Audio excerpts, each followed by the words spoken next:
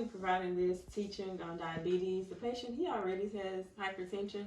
So, and he has a family history of diabetes. So sometimes when a patient has hypertension, that makes them more susceptible to developing diabetes, especially when he already has a family history of it. So basically what diabetes is basically like the blood sugar being too high and your body isn't able to make enough insulin to accommodate to that. So there's two types of diabetes actually. There's type 1 diabetes and type 2 diabetes.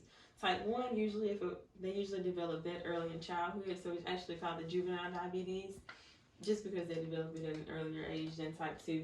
Type 2 diabetes is usually, most people get that later on, and that's basically just like the blood sugar just being too high. So with type 2 diabetes, it's many causes to the person developing type 2 diabetes. Sometimes it can be the lifestyle factors, like the diet that they have, not physical inactivity. Some people, they may drink a lot. Sometimes it's more like diet, and some people, sometimes it's just genetics, just like hypertension, that makes a person more susceptible, and the patient having a family history of diabetes, so that'll make them more susceptible too. So this video is just basically giving you some more information on how to prevent from developing diabetes. I provided this handout. If you see in the handout, it says about 34.2 million people have been diagnosed with diabetes in the United States, which is an alarming number. That's about 10% of the U.S. population overall. So there's a lot of people that's had diabetes. That's why it's actually very important to prevent it if it is preventable.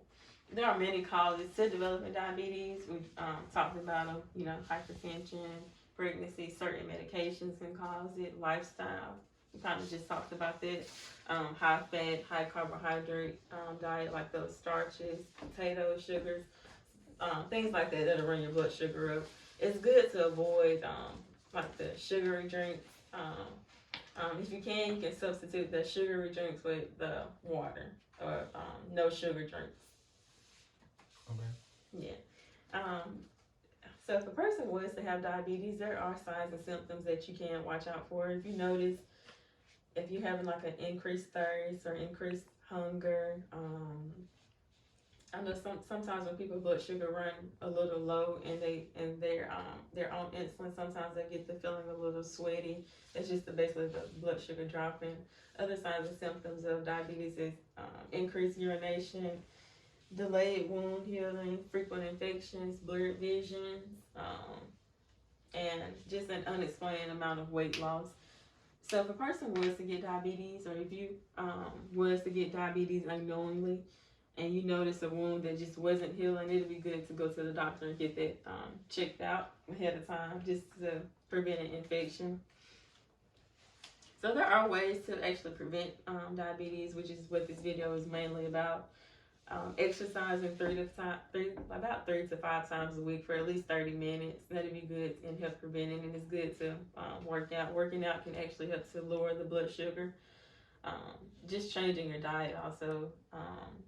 Avoiding those sugary drinks that we talk about, substituting that for water. Watching your carbohydrate count, like potatoes, rice. It's mainly good to substitute those with like grains. What about whole grain rice? Yeah, that'd be good. Whole grain foods. Plant-based foods are also good.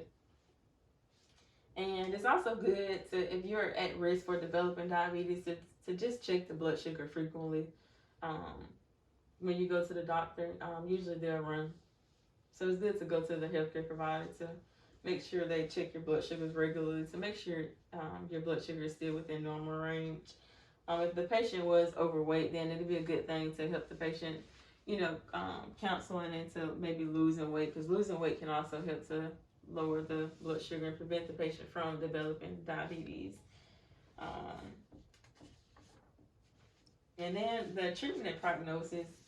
Diabetes is treated with, sometimes it can be oral medications, or it can be insulin injections. Or some patients, it can also be like a insulin pump that it's already set. Usually it's already in the skin, and it's programmed to check the patient's blood sugar, and to just based off the patient's blood sugar, this amount of insulin that the patient will get. But it's good. Why is it good to prevent the patient from developing diabetes? Because when a person develops diabetes, that puts them at risk for heart attacks, strokes, coronary artery disease. Your vision will get blurry, and honestly, it can also cause problems with the kidneys. Also, can put them into renal failure. So it's good to teach ways to prevent diabetes just because of those complications. About 70% of the life expectancy for a person with diabetes is about 70% shorter than the rest of the population. So there's a reasons to prevent diabetes.